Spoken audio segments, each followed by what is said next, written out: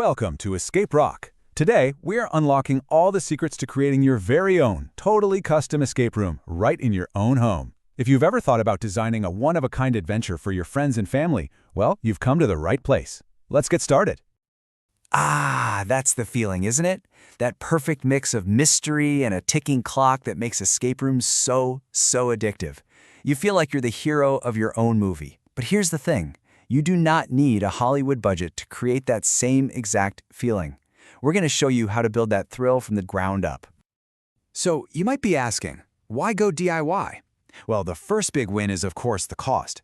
Commercial rooms can get pretty expensive, especially with a group. But the real magic of doing it yourself, it's the customization. You can build the whole thing around your friend's favorite movie, you can tweak the difficulty for first-timers, you can make it personal. The goal here isn't profit, it's all about having fun and making an amazing memory. We've broken this whole process down into 4 simple stages. First, we'll start with the big ideas, crafting your world. Then we'll get into the nitty-gritty of designing the challenge itself. After that, we'll talk about the practical stuff, setting the stage. And finally, we'll cover your most important job, being the host. All right, let's dive into the most creative part. Seriously, before you even think about a single lock or a single clue, you have to build the foundation. This is where you decide what kind of story your players are about to step into. Your theme is basically the creative glue that holds everything together. It's what separates a random pile of puzzles from a truly immersive world. You know, a great theme will guide every single choice you make, from the fonts on your clues to the music playing in the background. It's what makes people forget they're in your living room and really believe they're trapped on a pirate ship.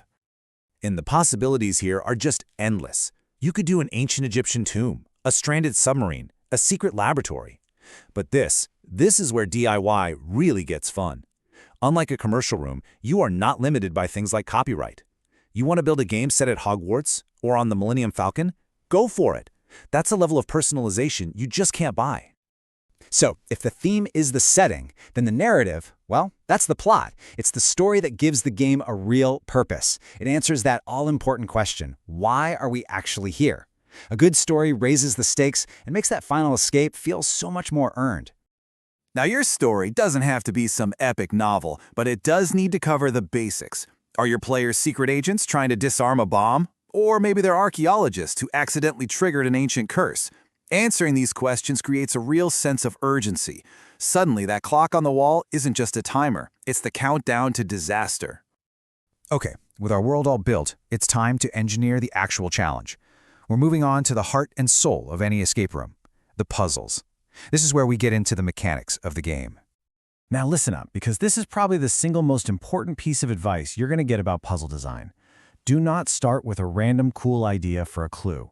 Start at the end. What is the very last thing you want your players to do? Is it opening a door with a 3-digit combination? Perfect. Now, how do they get those 3 digits? You're basically building your game in reverse. So, how do all those puzzle layers connect? Well, you've got 2 main options. A linear path is pretty much a straight line. You solve puzzle A to get the clue for puzzle B, and so on. It's simple, it's straightforward, and it's great for beginners. A nonlinear path, on the other hand, is more like a web. You might have multiple puzzles that can all be worked on at the same time. This is way better for larger groups because it keeps everybody busy. Here's a perfect little example of a linear flow. You see how each step is like a gate to the next one? You find a key, which opens a box, which gives you a word scramble. It's a clean, logical progression that lets your players focus on one thing at a time. So how do you make a game nonlinear? It's actually a lot easier than you might think. Let's go back to that final 3-digit lock.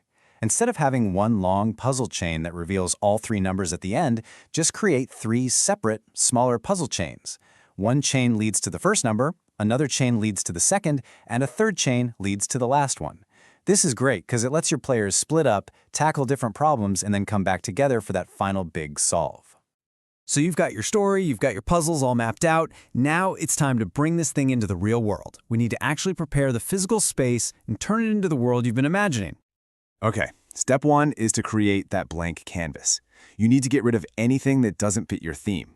Personal photos, that blinking router in the corner, anything that might break the illusion.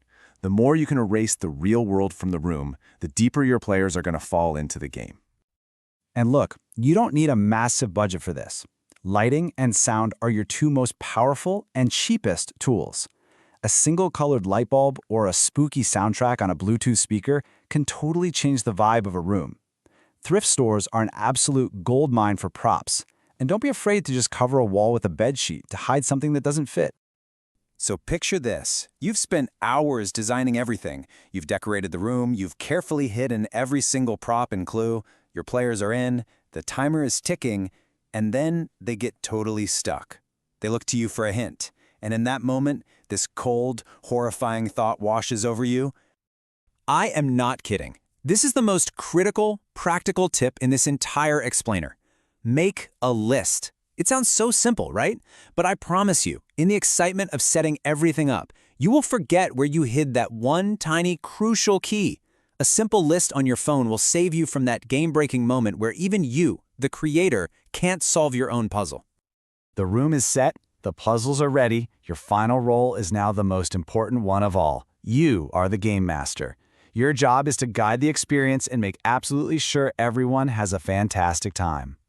And they will get stuck. It's going to happen. It doesn't matter how perfectly you design your puzzles, every group thinks differently, and at some point they are going to hit a wall. How you handle that moment is what separates a frustrating game from a really fun and challenging one. So there are a bunch of fair ways to manage hints. You could give them, say, 3 freebies, or you could make hints cost a couple of minutes on their final time, which adds a bit of strategy. I love this one tip. Require all the players to agree before they ask for a hint. That stops one impatient person from ruining the discovery for everyone. And just watch your players. Sometimes the best time to offer a hint is when you see them getting frustrated, even before they ask. And this right here, this is the subtle art of giving a good hint. A bad hint just gives them the answer. It solves the puzzle for them. But a great hint guides them to solve it themselves. Just look at the difference. Phrasing it as a question gently points them in the right direction, but it protects that aha moment. And that moment is the whole reason we play these games. And there it is. That's your 4-step blueprint. You craft the world, you design the challenges, you set the stage, and then you run the game. Following these steps will take you from just a cool idea to a completely unforgettable adventure for your friends. So, you now have the tools, you have the framework, you have everything you need to become an architect of mystery. The only thing left is your imagination. The door is locked, the clock is ticking. The only real question is, what incredible adventure are you going to create?